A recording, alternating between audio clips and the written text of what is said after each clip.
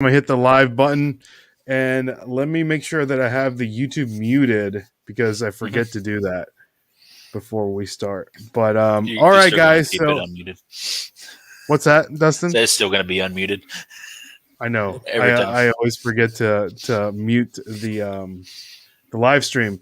But ladies and gentlemen, you got it? Okay, we're good now. We're good. We're good. Ladies and gentlemen, welcome to another fantastic episode of This Week in Reselling. And we have a great show for you today. We're joined with none other than Chris with Flip Let's the go. World. And I'm excited. We have Dustin also here. Dustin hasn't made an appearance in a little bit. It's been a minute. He's here today. So, Chris, it's been a minute. Mm-hmm. I appreciate you coming on, brother. Thank you. Thank you. I am so happy to be here. Yeah, man. So, real quick, Chris, I know that, for everyone that may not know Chris, Chris is a reseller. He also has a YouTube channel, a very successful YouTube channel, and runs a very successful Instagram page. And you can find all that information down in the description below. But Chris, for someone that may not know you too good, give us a little explanation about yourself and just how you got into reselling. I know that I believe that you're a full-time reseller. Is that correct? Mentally, yes. As of December 17th. Mentally. Officially, yes. Okay. Okay. So yeah, man, just give us a little information about yourself, dude. Give us the origin story, how you became this awesome reseller. Well, I appreciate the intro. I don't know about successful YouTuber Instagram, but I'm trying. I feel like both of those mediums are light years ahead of where I am as a person, but I try. My kids are better at it than me, but I got into reselling probably around like 2016, 2017, just as kind of like a side hustle to bring in cash to fund my business that I was starting here in Houston, which was a pest control company. I had just left working for another person where I was in charge of his operation and in charge of all these technicians, and just decided that I was smarter than him and I could do this myself. And that's what I set out to do. And I used reselling as a way to bring in money to buy equipment and pay for my licensing and get everything started with that. And then I just never stopped reselling. The pest control company's grown in the last 5 years to a very decent size for a one-person operation. But the reselling has grown way beyond what the pest control is doing. And more importantly, I'm very passionate about reselling. I'm passionate about talking about it, teaching people how to make money, doing it. And it's because of that we've already started telling our customers, hey, December 17th, no more pest control. Go find someone else to do it. We are full-time resellers. Wow. Yeah. That's impressive. So I don't, my life has never been one of those like set a schedule and kind of go with it. I'm more of a, just like I always tell people this, I'm more of a jump off the cliff and figure out how your parachute works before you smack the ground. And that's pretty much what this is. It's a calculated jump, but it's a jump nonetheless. To pest control company, bugs are always going to be here. The money's good, but it's not something I'm passionate about. And I'd rather jump full time into reselling and see where it takes me. If I flop and I land on the ground, I'll just get up and go back to killing bugs. But I'd rather take the jump. Yeah, that is smart. Like you said, you can always go back to, you have that, I guess, kind of that safety net that you've created a business basically out of nothing by yourself, and you can always go back to it if you would like to. So for sure, yeah, it's exactly. Yeah. I'm not going to forget the information, and worst case, if I don't want to open another pest control company, I could always go work for a company, and I would start at a pretty high position just based off of all my licensing and credentials. So, So when did you start noticing that this reselling thing was feasible to live by, and not do the pest control business? When we started making more reselling than we were with our pest control. Basically what it came down to was the time that it took me to do the pest control versus list some shoes or list some items and then sell. And the money was the time that it took me to clean shoes and list versus go to these customers' houses, solve their problems, pay for the chemical, the gas, and all that stuff. It was just easier to make the same amount of money by just going to a thrift store, picking up 4 pairs of shoes and call it a day. Yeah. So I think that's really important. I'm sorry. It just really came down to like time. Like, yeah, do I want to be in customers' attics, crawling around looking for rat poop, sweating for $120, or do I want to go find 4 pairs of shoes in an air-conditioned thrift store and make the same amount of money? Option B for sure. But Yeah. A's little. It's a little. I mean, the rat It's poop close. is fine. The rat poop, you know. It's two distinct smells, and I prefer the smell of a thrift store. Absolutely. Word. I think a lot of people, we see people that, they have their job and they say, hey, I want to do that. I want to do reselling full time, but they forget, like, you're taking a risk and a jump, but it's very calculated, For sure. and a lot of people forget to do that first. Do the Yes. calculations. Calculate the risk.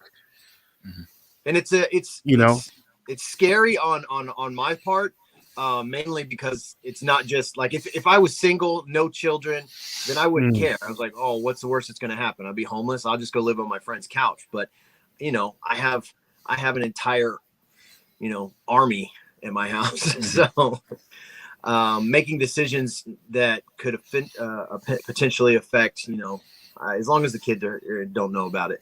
They just don't want me to come to career day and talk about how I dig in the trash and go to thrift stores. Oh, and we'll definitely get into you That's digging great. into the That's trash. How many children do you have? 8. 8? I always throw up the fingers. That's amazing, dude. I don't think amazing is the word, but it's something. I mean, hey, I'm saying, like, that's amazing, like, on your part that you could, like, raise 8 children.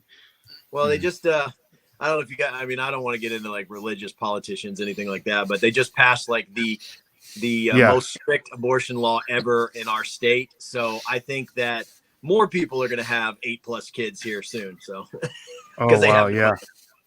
So where do you? I know that you have a van where you pick up a lot of your that didn't sound creepy at all. Your inventory. Where you think, yeah, there was a weird pause at the end. Van. Where you pick up a lot of inventory. Yeah. How do you like? Do you have this huge 15-passenger van for your children, or is it just like a catch-all? You have this big van and you do everything. No, so I have like a Transit, which is like a van / SUV, and that's like the pest control vehicle, but we can remove all the equipment, and then we use that for like when we pick up pallets, which is something new to us. But as far as like the car for hauling around everybody, we actually just have like a 3-row SUV. 2 of the kids are actually out of the house now, so it's manageable. It's down to 6.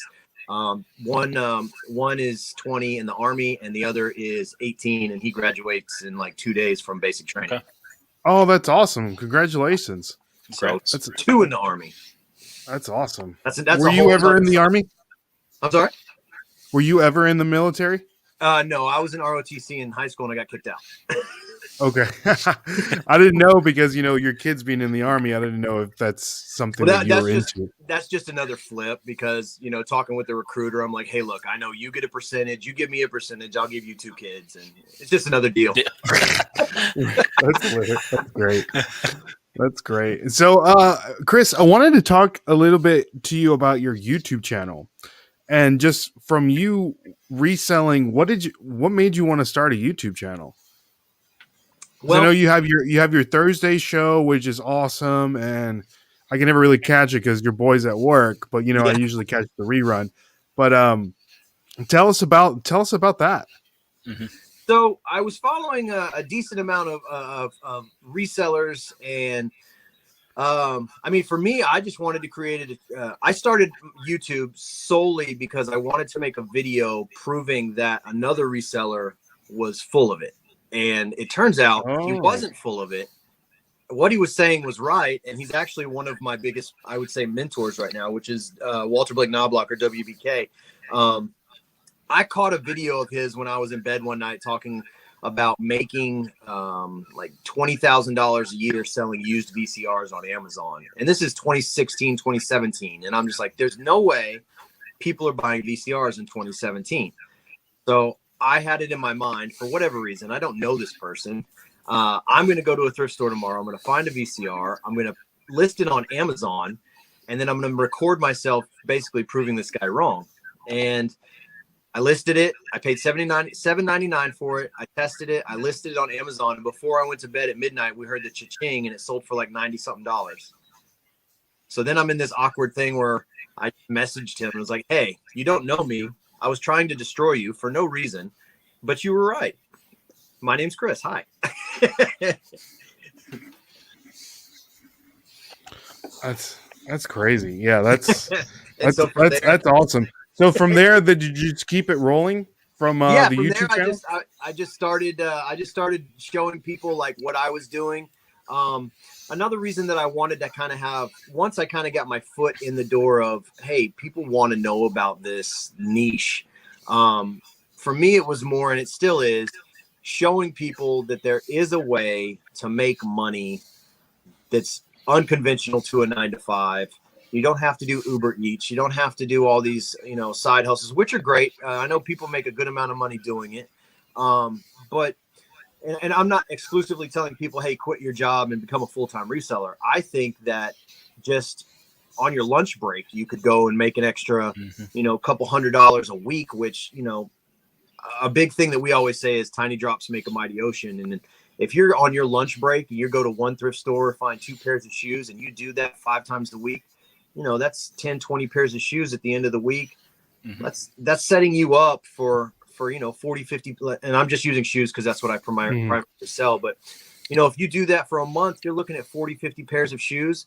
And as long as you're doing the corrects, checking your solds, finding good comps and things like that, you're not sitting on that product, and you're bringing in an extra $1,000, $1,500 a month. Like in the world we live in now, we don't know when we're going to shut down. We don't know. A lot of people aren't going back to work. A lot of people are working remotely. Like having that extra $1,000 to $1,500 for a lunch break thrift, I think it's completely doable.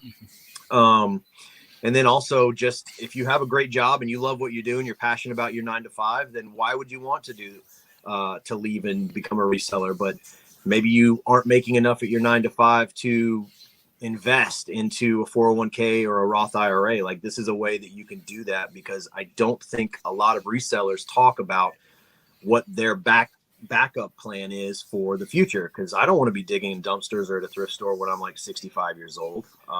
So we definitely want to reinvest our profits into inventory, but you also, I'm hoping, and people are learning from me and other people, that they're also investing that profit into their future, their IRA, their stocks, Robinhood, whatever.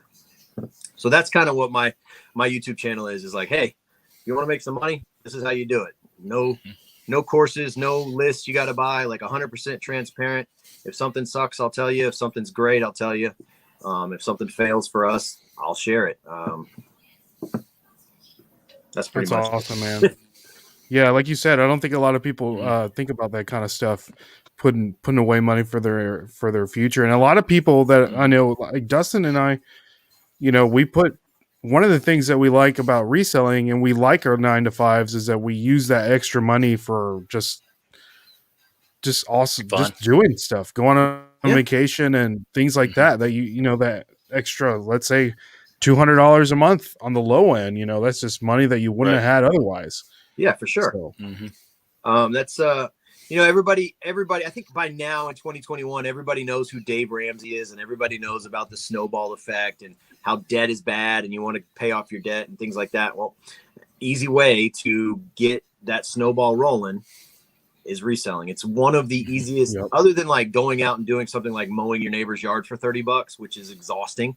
I think reselling is the easiest side hustle / job that you can literally just walk out, go to a store. It doesn't even have to be a thrift store. You can literally go to the dollar store and find something that you can make $10 on. You can go to Walmart and find something you can make money on. Like literally anywhere you go, you can find something you can flip and make money, even if it's just Walmart to Facebook Marketplace and it's only a $5 profit. You literally were already at Walmart anyway. You bought the item, you took a few pictures, bada bing, bada boom. I don't think there's any other niche where you can do that. No filling out surveys on your phone, get you a dollar. Yeah. Get you a whole $1. Yeah. Yeah. I know the way Dustin and I actually started is going to dollar stores and $5 store, not like Amazon inventory stores, but just $5 stores and seeing, hey, I can sell this for 15 on eBay, maybe make $5, but then use that money to invest in bigger and better things. So I completely agree with you on that. Is reinvest, start Video off small. games. Yeah, Start off with selling our video games, like going to Goodwill, getting video games. And I think Bargain Hunt, when they had it was right around Christmas time, we started buying these. It was like Deadpool toys. They were like 20% off, so we're getting like $10, but they're going for $60. That's what really started everything. And then from there, just we know how it is. We know the story. Yeah, it's yeah, for sure. It's a crazy adrenaline. Like when you find something that you're going to make money on, or when something you hear that cha-ching, like I don't drink, I don't do any kind of drugs, but it's like I can feel something different inside me when I get that sale. Like I feel that dopamine, baby. Yeah. Yeah, for sure. Mine's more of a relief. Like, okay, good. I didn't bust on that item. Let's go. That's awesome. But just real quick. That was my only thing when I used to try and go to because I got into like, oh man, I don't want to do any of this used crap. I'm going to go to Ross and be the Ross guy. Right. I was like, hey, if this doesn't sell, I'm taking it back on the 29th day. Yes. A lot of people do that. I've seen people list stuff in the store and have you seen that? Yeah. They'll go to Walmart, list it, and then if it sells, they'll go back to Walmart and buy it. I should have done that on the Xboxes. That's all. I see people do that at the Nike Outlet Center. They'll literally take photos of the shoes in the store.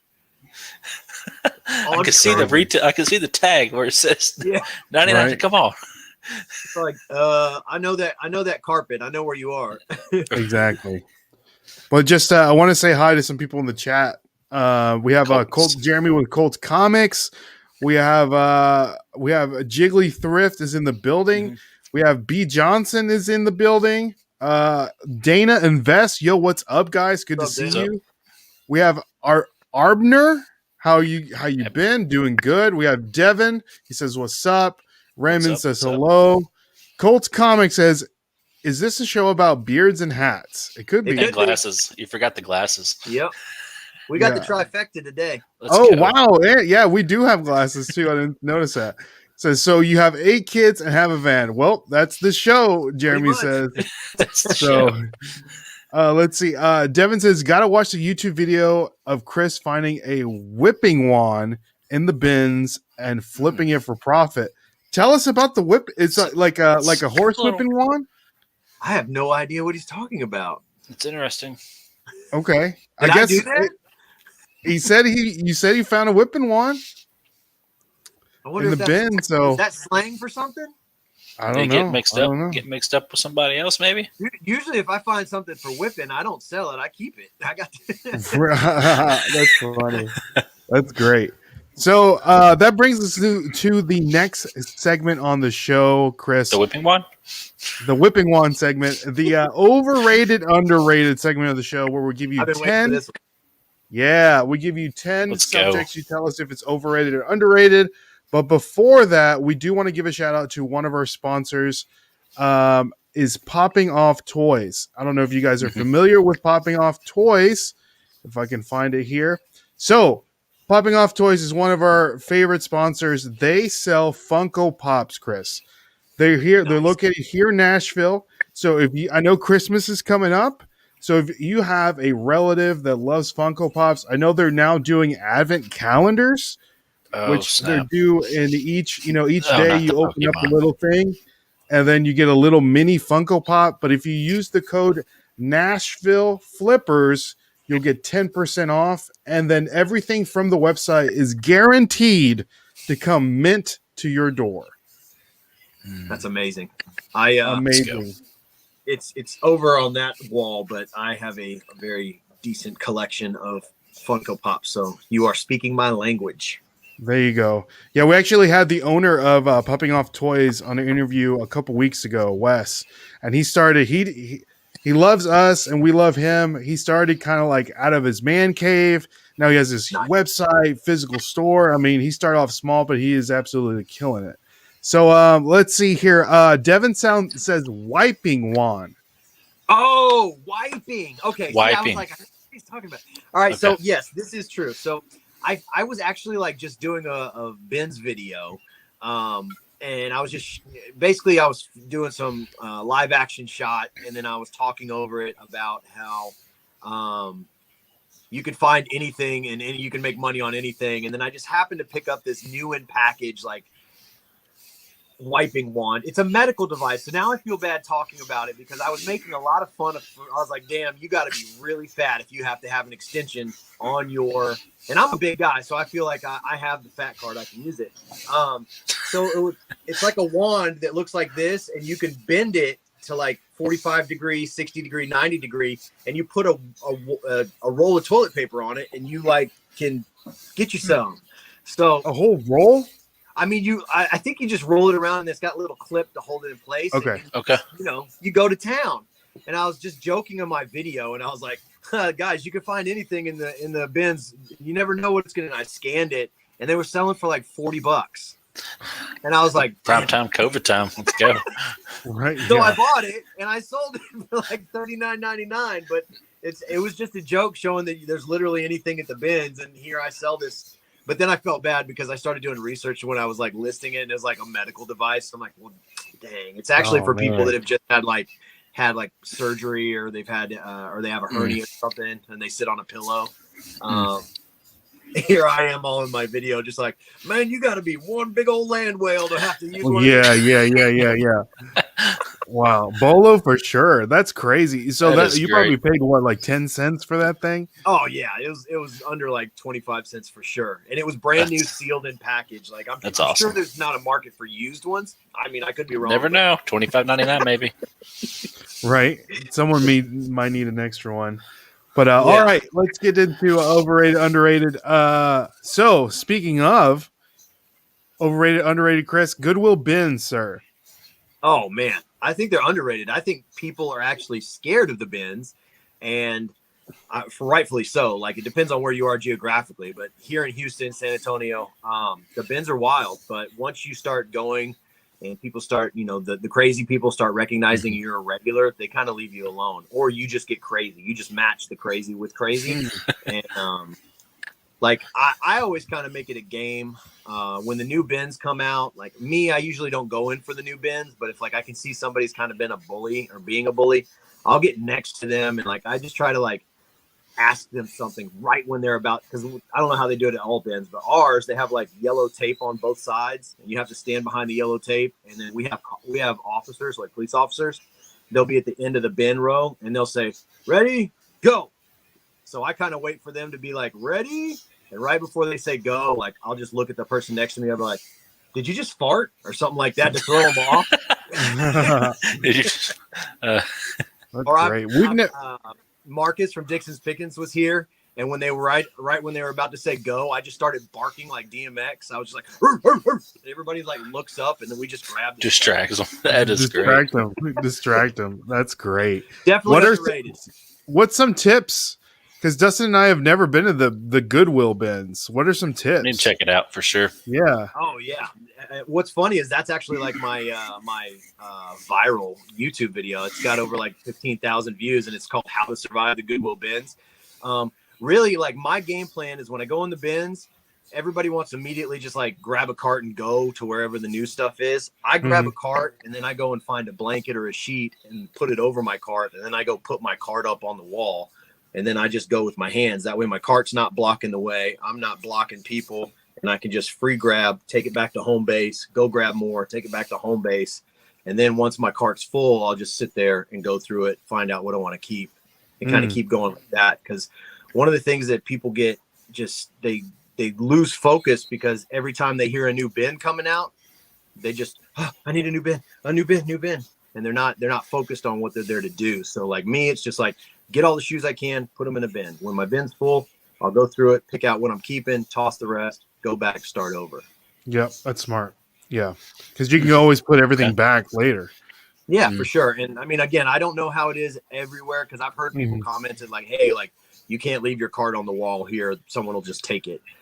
Everybody here kind of has an established rule. Like if there's a cart on the wall and it has a blanket over it, that means it belongs to somebody and nobody will touch it. We kind of have like prison rules in our bins. Unwritten rules. Yeah.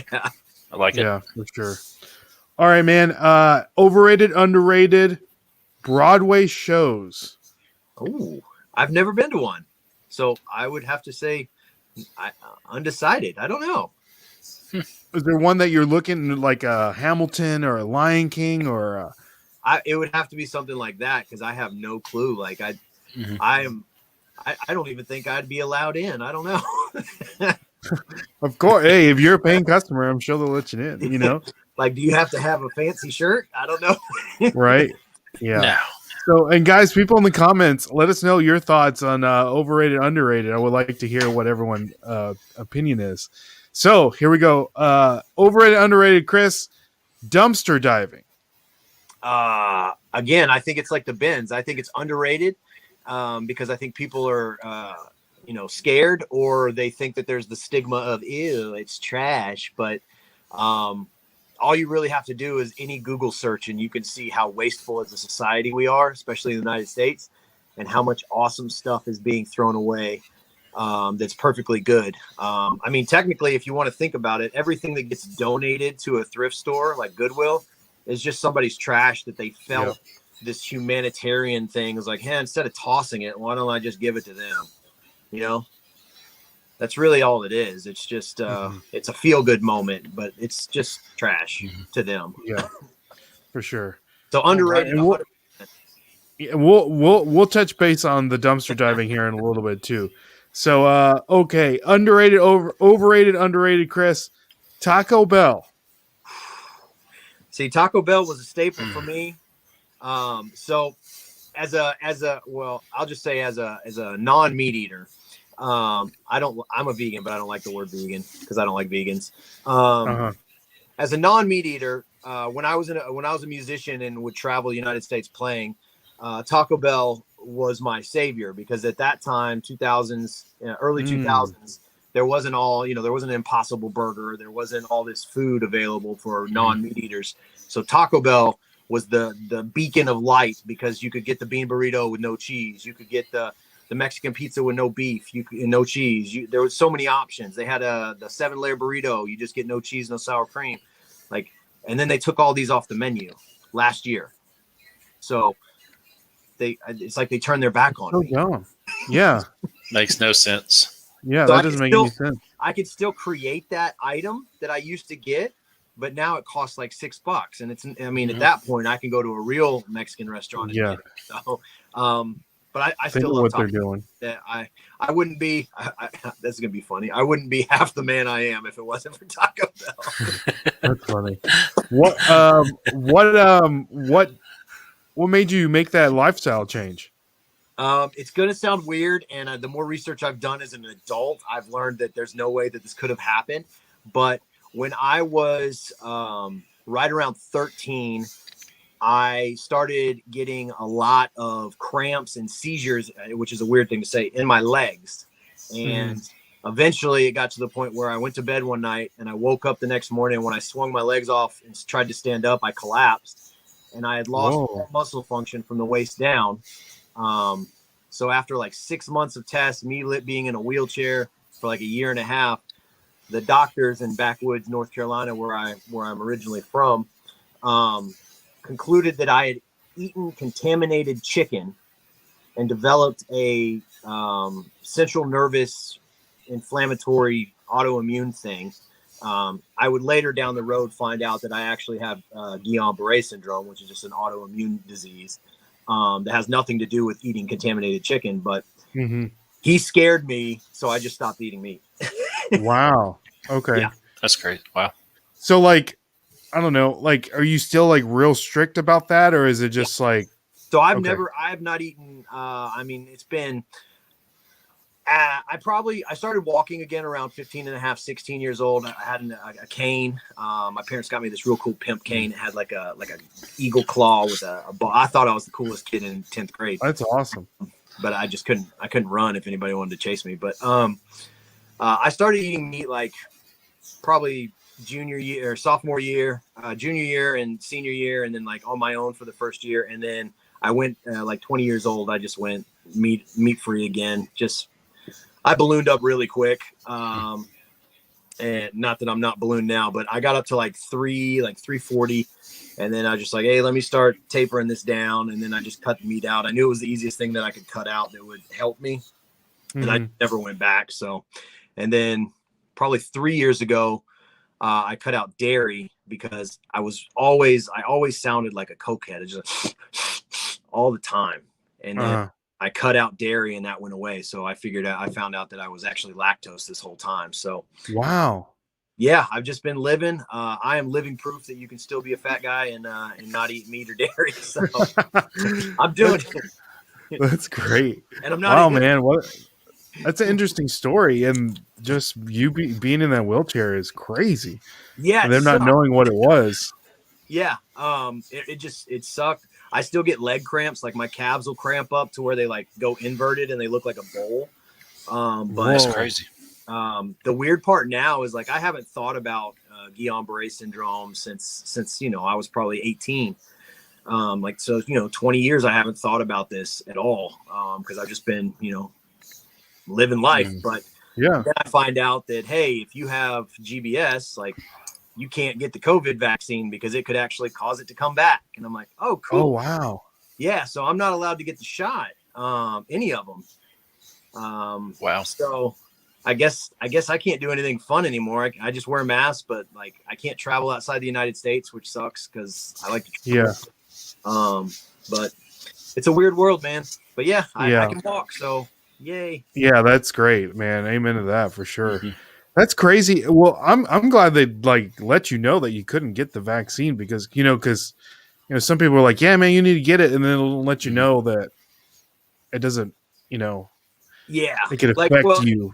Yeah, right. What it comes down to is like the risk. Like I know what happened, and at my age, with what I have going on business wise and children, like I would rather take the risk, which probably sounds stupid, and that's just who I am. But I would rather take the risk of getting COVID versus going back into a wheelchair and losing all my muscle function, because there are people that have Guillain-Barré that lose their muscle function and it never comes back. So that's wild, man. Well, I'm glad you're doing good, man. That's such an interesting story. Yeah. It's a fun one. Yeah. So overrated, underrated, Chris, Poshmark. I know you sell on Poshmark. So let us know about that because, man, to me, it sounds like it's so much work. We're like sharing the store and stuff like that. So give us a little input. Well, I officially removed all my listings. So that's where I stand on Poshmark. Okay. Here's your answer. We did everything we were supposed to do. We're Poshmark ambassadors. We would sit there and manually share our stuff and like your stuff and all that, and just the amount of work put in on that. I don't want to say stupid because they're gonna find out. No, they're listening. The amount of work that you have to put in versus the money we were making wasn't worth it to us. So we just deactivated our listings and we're 100% eBay, and that's it. I'd rather be very good at one thing than mediocre at a lot. So I agree. And that's recently that you deactivated all your listings correct. On there? Yeah, within the last like 2 weeks. I couldn't do it. Even with like we hired a virtual assistant to do the sharing for us. And when you're paying somebody to do it and you're still not getting the sales, it's just like, hey, something's got to change. It's not you, it's me. I'm out. Yeah, that's great. That's funny. So Stacy says that Chris hits or hates Posh. Yeah, I hate it. I was trying to be nice here. Dude, It's like Instagram, but for the stuff you're trying to sell. And I already have issues with like, I feel I'm at that cusp where I'm too old for Instagram. But at the same time, I like it because I interact with other resellers and I have a ball, like just being crazy and dumb, and it embarrasses my children. So I love that aspect. But like, I don't want to have to like and share 100 pieces of clothing just for somebody to buy it. Like, Yeah, that's so much work. A little too much work. Just fix your search algorithm to where if somebody wants to buy a pair of Nikes in size 7, you show everybody who's got size 7 Nikes and let them pick what they want. And that's what I like about eBay. You type in Nike women's 7.5, you're going to get a mix of people selling Nike 7.5, and you just go and pick what you want. Yeah. I know a lot of people have a lot of success on there. So that's why I always like to ask that question, because it's interesting. It's an interesting platform for sure. It's more of a social media platform than I think a reselling platform. Yeah, which I find you'll have people they'll comment, but they'll comment like a paragraph, and it's just like, "Hey, just wanted to say hi. I'm a Posh Ambassador. If you need anything, let me know." And I'm like, "Are you going to buy these shoes? Because if not, kick rocks." It's like, I need you to buy these shoes. Can you do that for me? Yeah, that's what I need. You want to buy these shoes? Here, let me send you 10% off. Buy these shoes. If not, I'm not trying to have a conversation with you. Yeah, that's weird. If you really want to embarrass your children, you should get on TikTok. Dude, that's what people say. And then I'm just like, I don't know, because they're already embarrassed enough. I don't know if they need me doing that. Yeah, it would be great. It would be great. All right, I want to, because I hate it that my brain immediately goes Jiggly Mike. Mike Jiggly Thrift, is like a TikTok superstar. Yeah, and I'm just like, dude, I love it.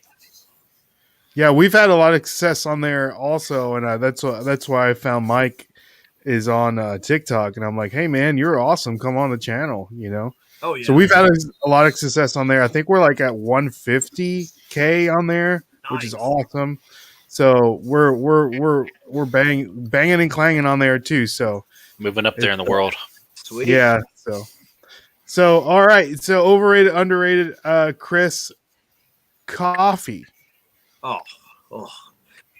I have been drinking coffee, making coffee since I was probably like 8 years old. I used to make coffee for my parents in the morning. That was like my big chore. Like, I was the big kid. I would make the coffee for my parents, which was literally just scooping the Folgers into the thing. But I felt like I was the king, because that magic juice is what changed my mom and dad from grumpy to happy. So as long as I made that, I knew I was doing something right. And then now I'm kind of the same way.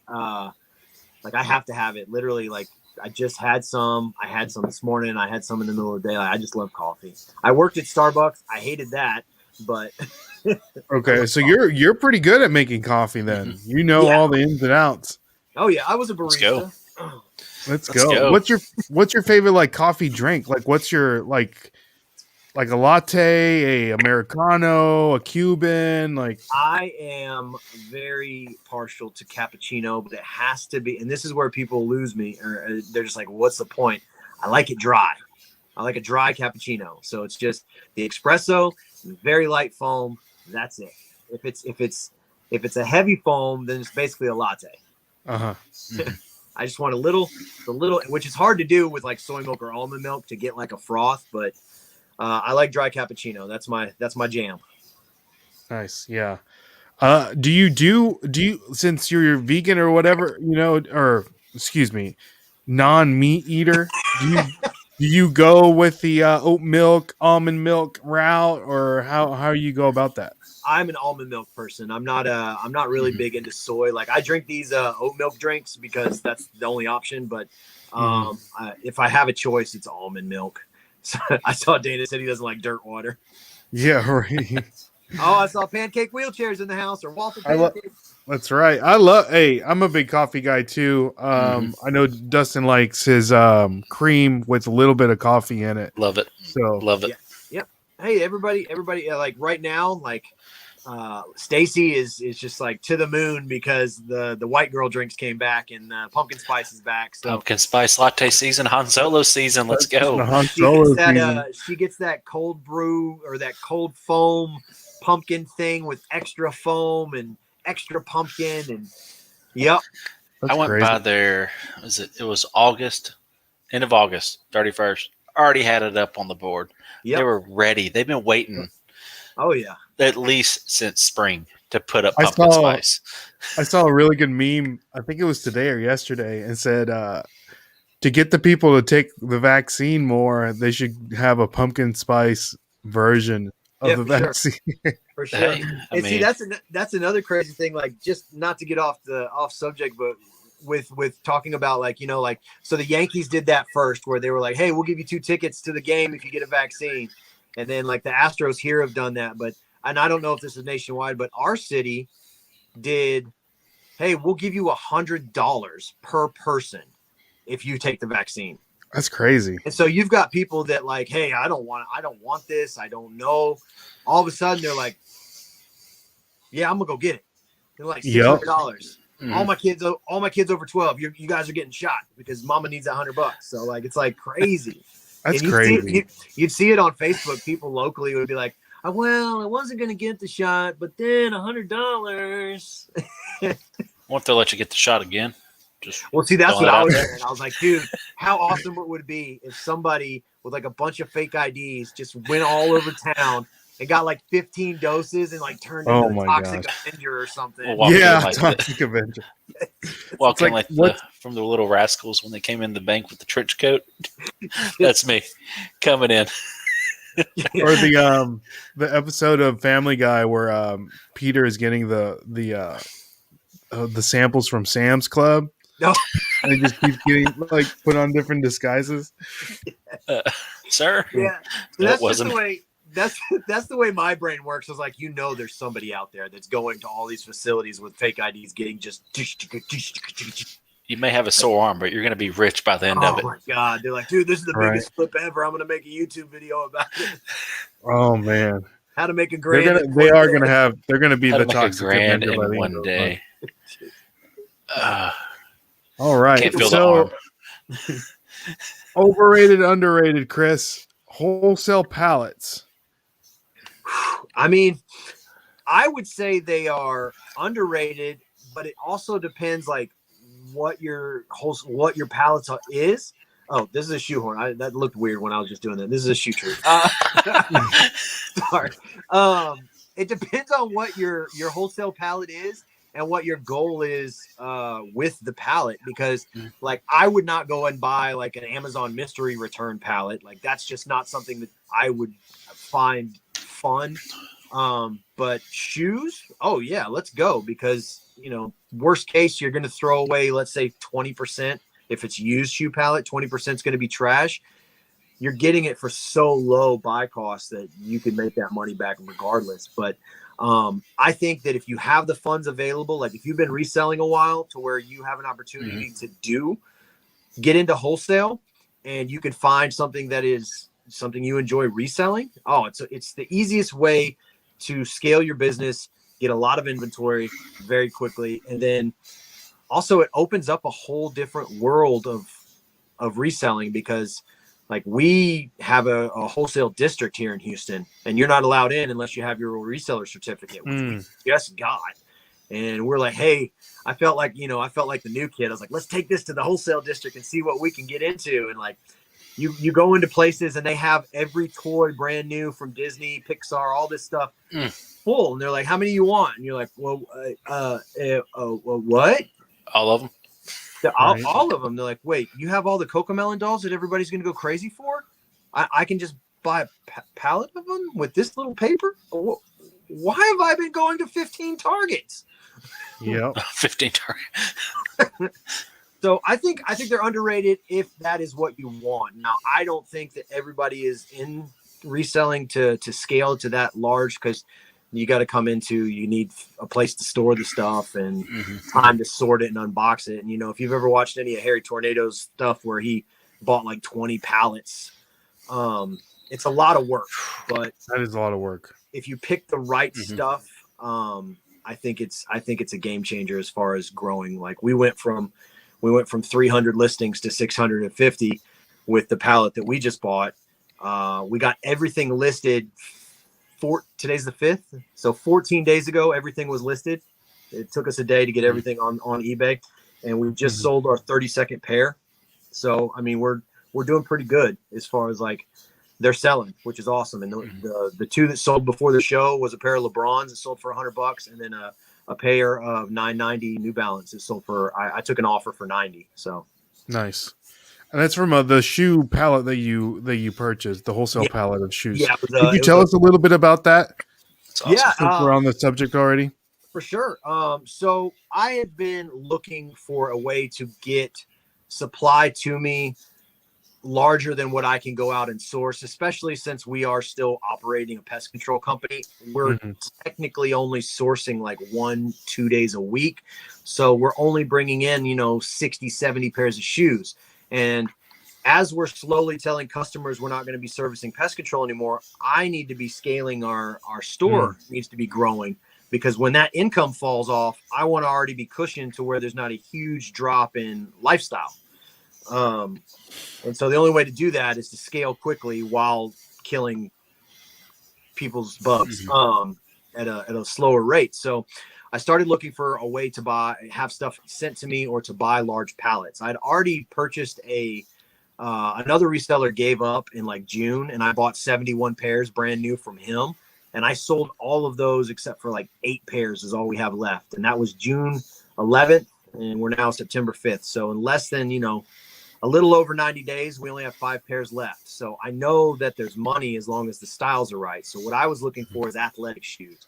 So I got on Facebook Marketplace and typed in wholesale shoes and just started narrowing down who was full of it and who actually is a supplier. Found a local supplier, went and met with him, talked with him, told him what I was looking for. He was like, "Oh, well, come with me upstairs." And we went upstairs, and he had like 50 pallets full. And he's like, "Is this what you're looking for?" And I was just like, "No, that's crazy." What? I was like, "Oh, bud, you bud." So the pricing was different because it's not thrift. I'm buying brand new name brand shoes. So the price was a little higher. So what I wanted to do with him, just to do a quality check, was a test pallet. 250 was his minimum. So I was like, let me get 250 of your mixed pallet, and that way it'll come to me. I can see what we have, what we're working with. And then at that point, we can decide if we want to scale. Because he was like, "Hey, man, if you like this stuff, I can get you 10,000 pairs a month." And of course, my head exploded. That's crazy. Yeah, he's like, "Delivered right to your warehouse." Oh, $75 offer on some retro 11s. Probably not going to take that. Which ones? Do you know which ones you listed? They're I think they're the retro. They're the referees. They're like retro referee. They're not a very popular shoe. I think they're these.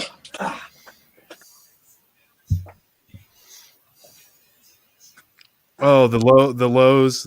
Yeah. The IEs. Yeah.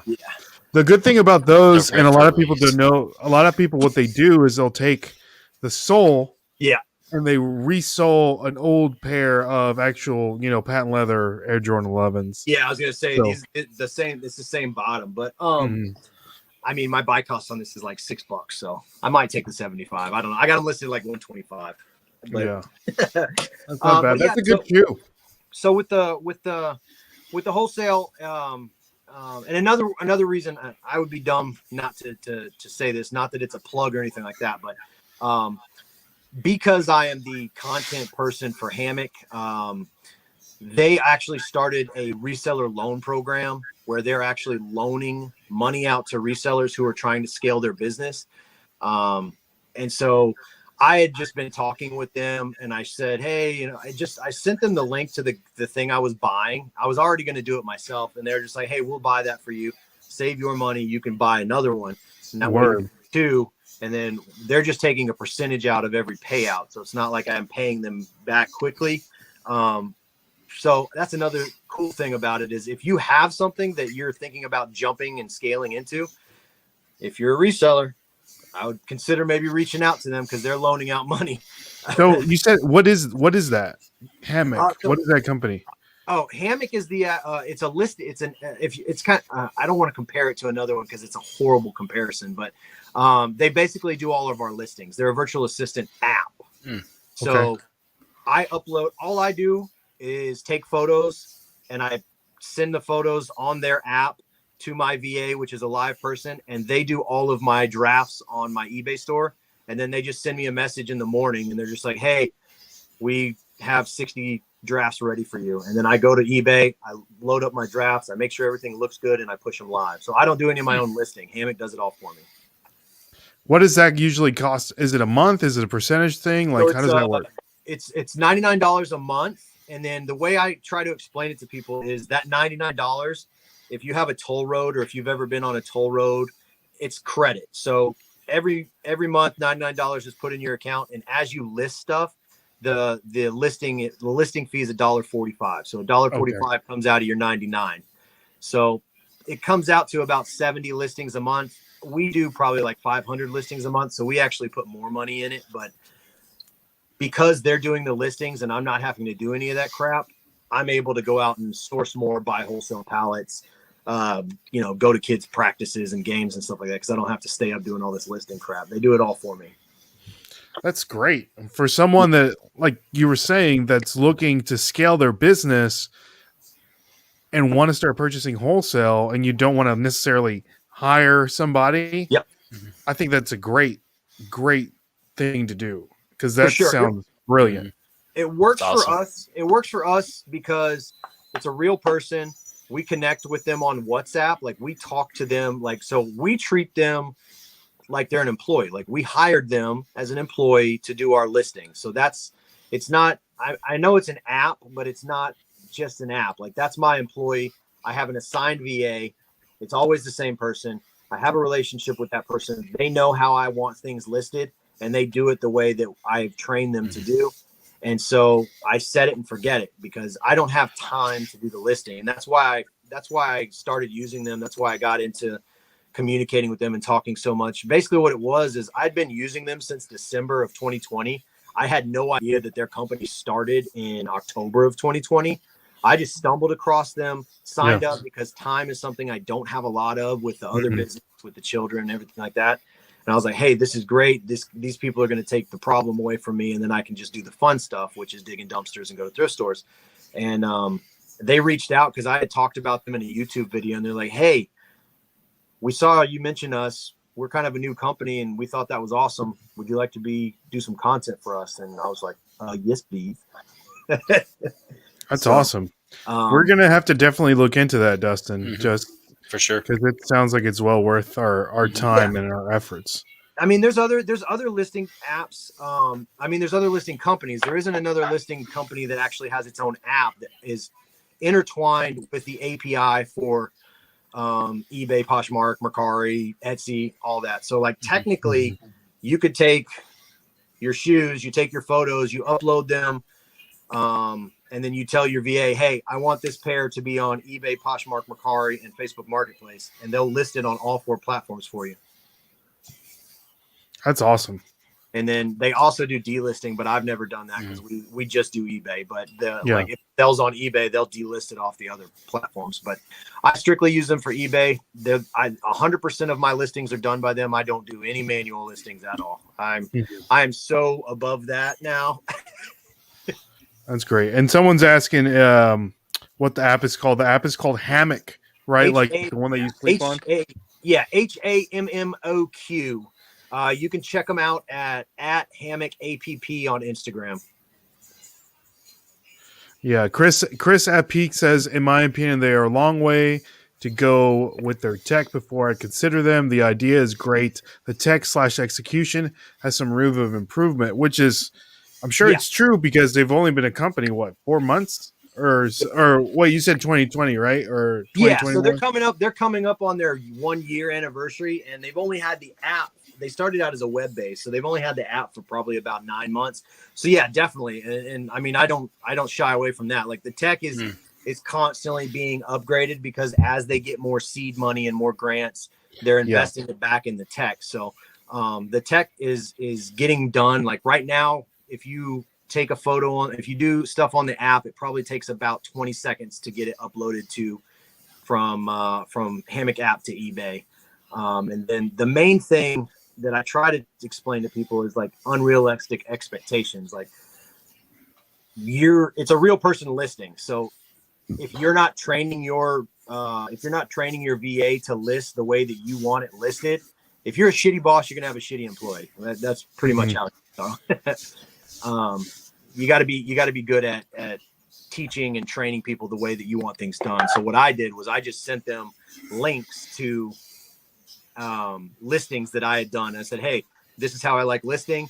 I created a specific shipping requirement on my eBay store. And I said, hey, every time you list something, use this. It's called hammock shipping. And then that way I never have to worry about them clicking the wrong shipping because I've created one for them to use. That's great. So that's great. That's smart too. That's a good, that's a great tip. Yeah, dude, my whole life has been run by the KISS method. Just keep it simple, stupid. That's right, baby. That's a great. I love that motto. So next, overrated, underrated, Chris, Metallica. Now, I would say they're. In your opinion, just overall, let us know. Oh yeah, overrated. They are. That is the band. One of the bands that taught me how to play guitar, which opened my eyes to the music scene, which I'm still a part of. And I mean, I've traveled all over because of heavy metal music. My bands are heavy metal bands, and it hurts to talk about this band because they ruined themselves. And I get it. You get older, you write different things like that. But not only that, but like the whole, like the documentary that came out, like the Monster documentary, where it kind of got to see a little bit of how the band is like mentally. And it's just like, sometimes you just got to hang it up and be like, hey man, the best stuff we ever wrote was in 1987. Yep. Yeah. Okay. Now, Iron Maiden, on the other hand, just came out with their newest album, and it's still awesome. After 45 years, they're still the best. Really? I'm gonna have to give that a listen. It's very good. Okay. All right. Nice. Overrated, underrated, Chris. Selling toys from Goodwill. I actually think that that's probably underrated. I think a lot of people skip out on toys and plush because they don't think that there is good money there. And there's I mean, if you know Paul Philly Flipper, like he sells plush like crazy. Like I pick up stupid plush. I don't even sell, I'm a shoe seller, but I'm picking up Build-A-Bear unicorns now because Paul sells them like crazy for like $25. Yeah. And they cost 99 cents. Can't beat it. I just have to hide them. That's cheap. Yeah. Because the kids will get them and then they're not going to be sold for anything. Yep. Picked up old Donald Duck plush the other day. See, that's why I had to get out of selling toys because $1 sell it for almost 20. Man, we used to sell Nerf guns, and then all of a sudden the boys, I come home and they're having a Nerf battle, and I'm like, "That's listed inventory. What the hell are you doing?" Guess I got to remove it. Let's just go ahead and end the listing. Yep, no longer for sale. So I don't sell Nerf anymore. I don't purchase it. I don't bring it home. All right. So last one on the list here, Chris, overrated, underrated, the Dallas Cowboys. Ugh. I mean, are you more of a long Texas Longhorn guy? I know I see you with Houston Astros hats all the time. I'm a Houston, like, I don't like basketball. I moved to Houston when the Rockets won the second championship, and I saw how crazy this city was. But basketball went the way of soccer, in my opinion. It's all flop and no actual, awesomeness anymore. So I don't follow basketball, but I grew up a Steelers fan. So I worked with the Texans as like a security guard. Yeah, I did commission security for the players. But I'm not a giant Texans fan in any means. So Cowboys, that's good. Anything Dallas, if you're a Houstonian, Dallas is considered Southern Oklahoma. It's not even part of Texas. I don't know why. There's just always been that animosity. So Dallas is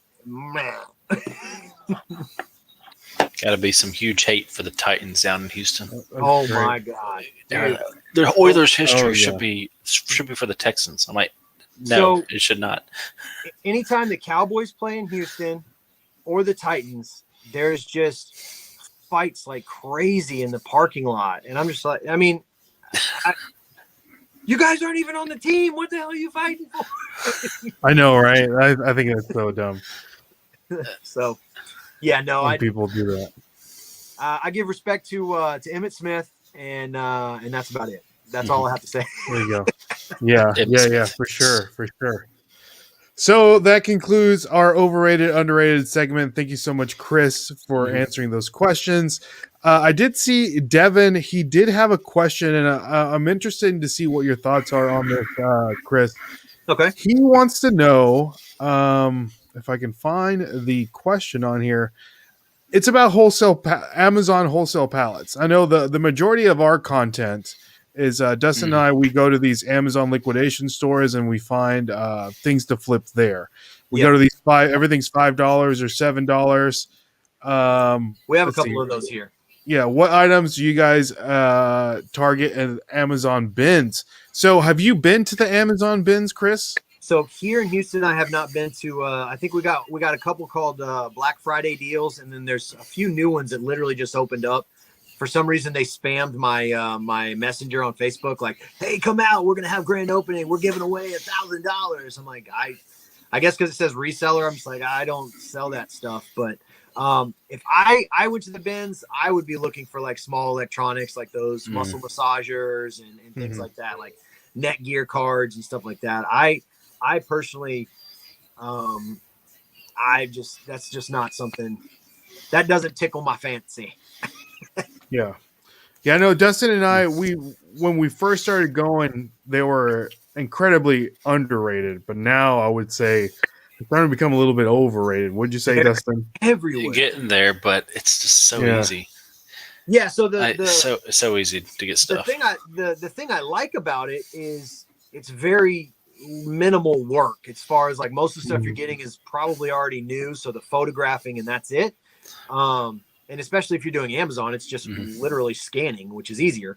But I mean, I don't know. Maybe it's just because I like getting dirty. I like the bins and like the treasure hunt. And I know it's the same thing. It's a treasure hunt. It's just I've never. Also, I'm not a fan of Amazon. So yeah. So it's in my account. So I know that what we've noticed that a lot of people that are doing wholesale and selling on eBay and buying, all these lots of stuff, what they're doing is they're opening up these stores and they're liquidating all the crap. Yeah. Yep. Which honestly, that's I mean, full disclosure, I probably shouldn't give this away, but this is going to be an exclusive on your show. Exclusive. I have 2 pallets of used shoes, 989 pounds, that is supposed to be delivered Tuesday. That's exactly what I'm going to do. I'm going to go through both pallets. I'm going to pull the crap and I'm going to put it in one of the pallets, and then I'm going to sell that to another sucker. I mean, I'm going to disclose pictures and be like, hey, these are not, I mean, I'm not going to give them the trash. The trash is going to go in the trash, but the stuff that's like the Walmart brand or sandals or flip-flops or any of that crap, I'm going to sell it to somebody else at a very good price that they can, send it overseas or do whatever they want to do with it. But I've learned if you do wholesale, your goal is find the product, find the money, and just forget about the rest. Just write it as a loss or get as minimal as you can back on your investment. So that's what people do. I've seen that a lot too. People are selling all the bad buy or all the crap that came with their pallet, the non-selling stuff or the stuff that they're gated in, they're selling that off. And that's what I'm afraid is going to happen to a lot of these Amazon bin stores is it'll be like 3 good things. Wait, what is that? I don't know. Yeah. So thank you for answering that question, Chris. I appreciate it. So that brings us to, since you live in Texas, Chris, it's hot out there. Oh my God. And when it's hot, you got to make sure you stay hydrated, my friend. So we want to give a big shout out to our sponsor, the Coldest water bottle. Make sure you stay hydrated out there in these hot.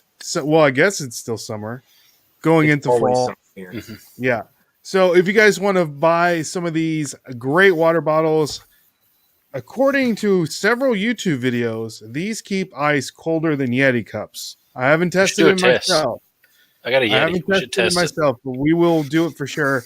But you can go online on thecoldestwaterbottle.com, use the code FLIPPERS, and you'll receive 10% off. So these are really great. They come in all kinds of colors. You get a water dish for your dog.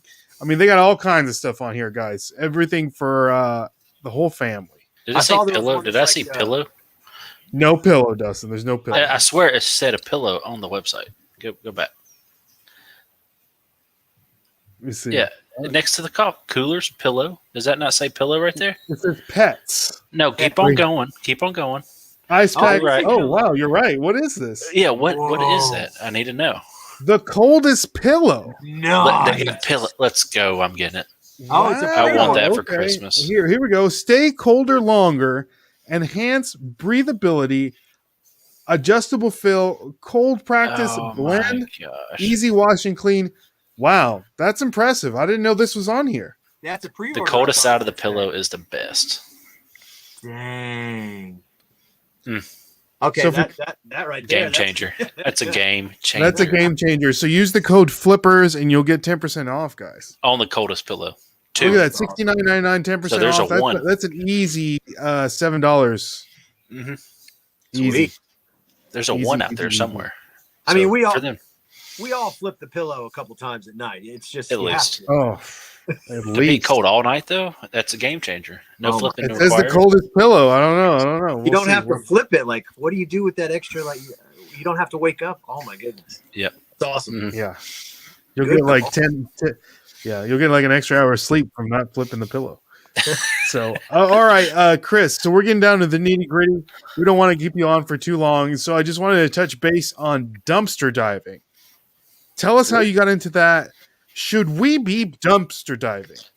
So I got into it by being the embarrassed kid growing up whose parents, especially his mom, would stop whenever she saw people throwing stuff out, and she would get out of the car and just start digging through it. And I'm just like, oh my God, what are you doing? That's Johnny, and he knows me, and he's going to tell everyone at school my mom digs in his trash. And we would always have stuff that they would find in the neighbors, like furniture and things like that. And my dad does a lot of wood crafts, and he would take stuff and turn it into stuff. And then that was an embarrassment when I was younger. And then I got older, and especially when I own, like living on my own and having to come up with my own furniture, I would literally pick stuff up off the curb and be like, holy crap, I got a dining room table now. This is awesome. Mm-hmm. And then it just kind of, once I started reselling, I got back into that mindset of like, there's money everywhere. People are dumb. They're throwing away money. Find the money. And we would just be driving home and go cut through a neighborhood. And I'd be like, wait, was that somebody? Yeah, somebody threw out something. Let's go back. And we would pick stuff up and it would start selling. And then I was like, hey, let's check out some dumpsters. And we found like, all kinds of crazy stuff that these stores, these like, Target, Ross, Marshalls, like all these stores are throwing out returns because people have returned like a pair of jeans that they tore the tag off. The store can't resell them. So they just throw them away because it's easier for them to toss it out and write it as a loss on their taxes than it is to send it back to the manufacturer and get that credit. So we were finding brand new jeans and all these shoes and random appliances and things like that. And I was like, free inventory. This is a no-brainer. And then we stopped making YouTube videos about it because it was our least performing content. And I was like, this is so weird to me because I just made like $8,000 in 60 days off of trash. Why is nobody like this? I guess it's because the way I presented it. I don't know, but yeah, we're still doing it. And we just posted on our Instagram, like when we find cool stuff, like, hey, found this, curb shopping. That's what we call it when we go around neighborhoods, curb shopping. Found this curb shopping. It's going to sell for, X amount of dollars. or when it sells, we just post the solds.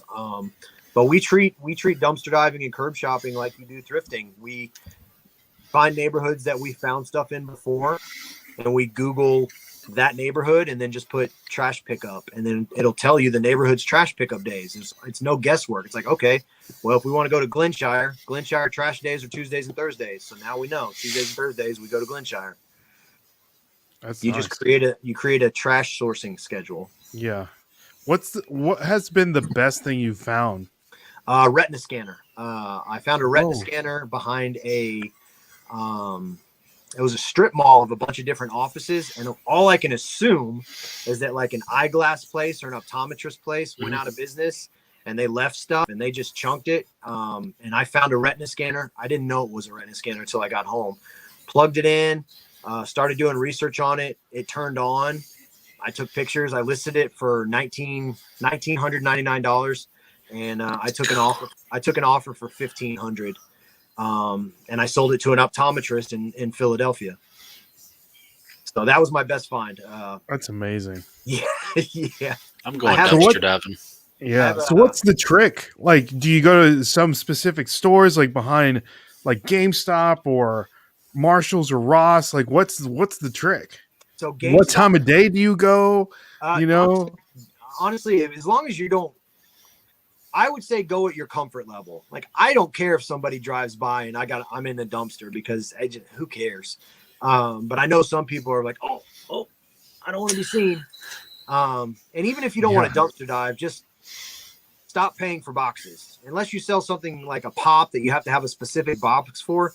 Every retail store in the country has a green dumpster behind their place, and that's where all the cardboard goes. Free boxes for life. Go get your free boxes. And then while you're in that dumpster, look at the next one and see what they got. But I pick strip malls that have multiple businesses. So usually nationwide, Ross, Marshalls, Burke's Outlet, Guitar Center, TJ Maxx, Bed Bath & Beyond. Those are all compacted in the same shopping center. So you're going to get 10 to 12 dumpsters just going behind there.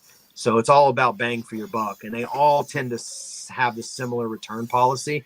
We've got a mini fridge from Bed Bath & Beyond, brand new in box, and it even had the reason for the return sticker on it. It was returned because there was a dent in the door. So that's the mini fridge that we use. We've had for the room for the drinks the kids can't have. Like it. Nice. That's awesome. I found a prosthetic leg in a dumpster. It was interesting. From the hip up or from the hip down, so it was like a full leg. Yeah, I thought it was a dead body when I found it. No joke, because it was upside down. And when I was reaching in the dumpster, I like felt a foot, and it's got that like skin like material. Oh no way! Yeah, Done. It flipped me out because I made a video about it because I was like, well, I'm either my fingerprints are on a dead body now, or and I have to call the cops and then explain to him what the hell I was doing, or it's not a dead body. So luckily it was not a dead body. It was a leg.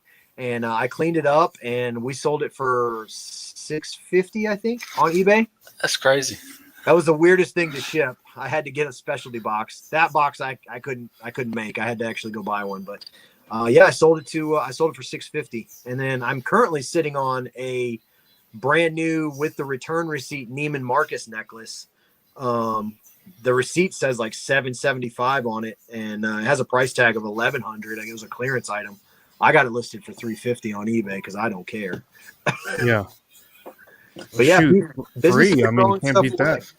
Yeah, business is throwing stuff away. We're gonna have to go dumpster diving, Dustin. Let's go. I'm going now. I'll see you later. Right? That's awesome, man. So, guys, go out and do some dumpster diving because you never know what you're gonna find. Yeah, we got a few people. We kind of started like a hashtag Trash Army. People go out and find stuff all the time, and they'll tag us and then tag hashtag Trash Army. It's pretty cool to let's go. To see we got the perfect spot too. We got Steinmart, Shoe Carnival, Coldest, Target, Marshalls. No, Ross. The other thing we got Marshalls off Broadway over here.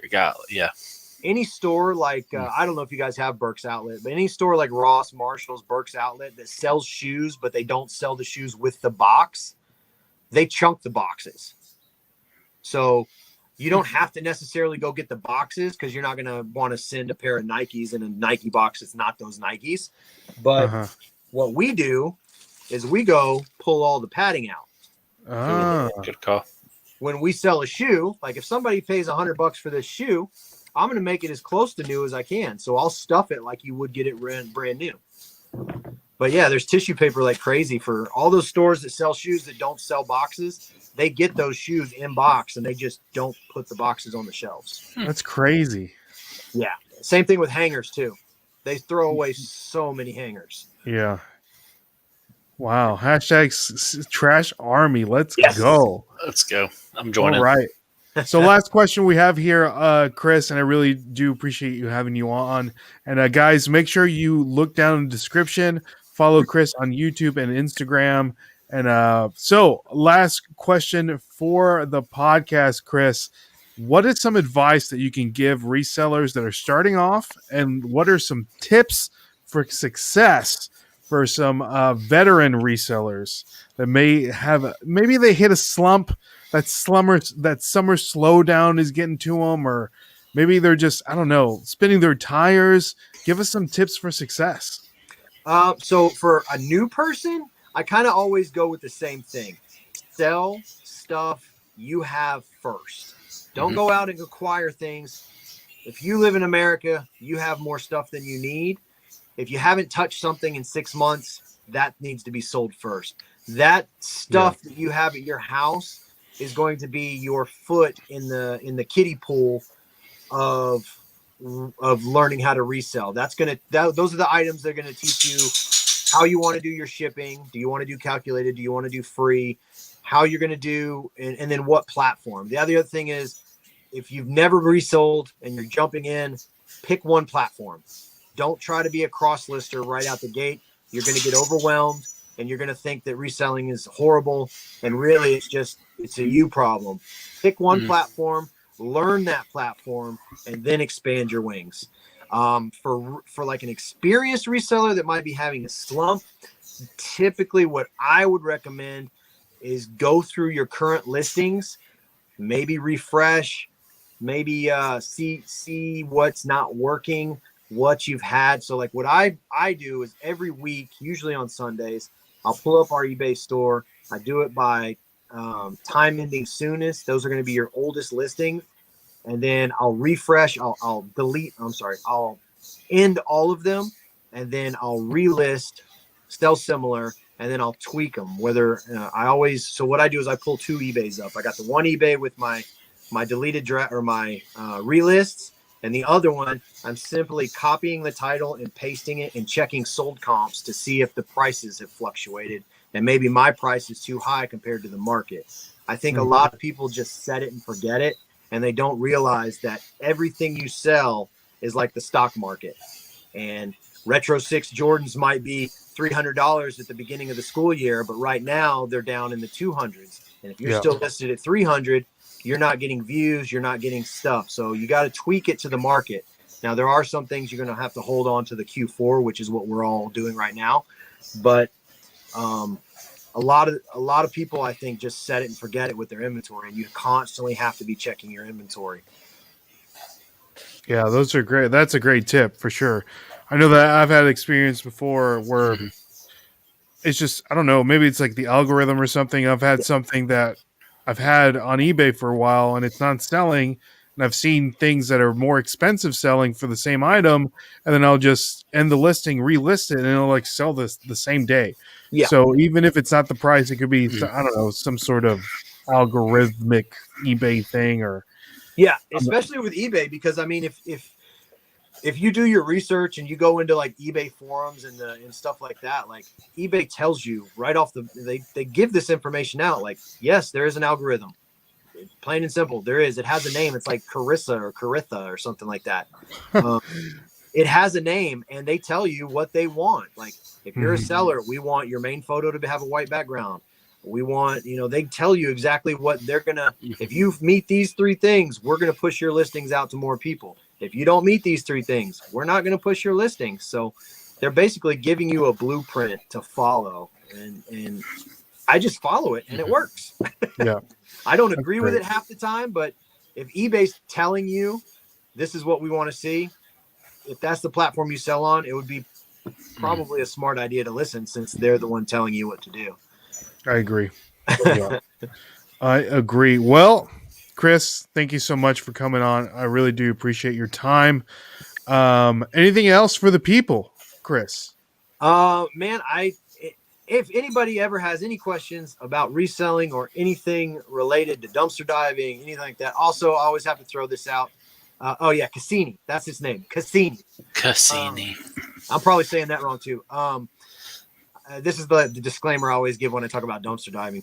Make sure you check your local state laws, because I know. Good call. Sorry. Where'd you go? This is the end of the show where I ruin everything. There we go. There you go. Check your state and local laws, because they're all different. I know it's illegal to dumpster dive in certain states, so don't do it just because Chris from Flip the World said to do it. Good call. Good disclaimer. Yeah, I always got to throw that in. I'm not a tax accountant. I don't know anything about taxes either. No. Yeah.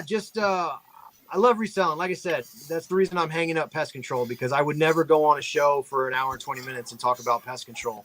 I'm passionate about reselling. I'm passionate about people not being poor their whole life and working a 9 to 5. If there's anything that I could do to make somebody learn that they can live a different lifestyle and make a little bit more money and have more time to spend with their kids or go on vacation or do anything like that, that's what I'm about. Because, Nice. Let's go. All right. Well, thank you so much again for coming on, Chris. I really do appreciate it. We appreciate it. And so that concludes another fantastic episode of This Week in Reselling. Make sure you hit the subscribe button on our podcast and the YouTube, the Nashville Flippers. And, of course, make sure to go over to Chris's YouTube and Instagram and hit the subscribe and follow Flip the World Texas, TX, on Instagram. And your YouTube is just Flip the World. Is that correct? Yes. Yeah. So somebody actually owns the handle Flip the World on Instagram, and I've tried to purchase it, and they just aren't budging. Gosh. Come on. Give it to them. Give it to them. Yeah. That's weak. So thank you so much. My name is Ray. My name is Dustin. And I'm Chris. And we'll catch you on the flip side. See y'all. Yes, sir. Peace. God bless. Mama, take the tape off the kid's mouth.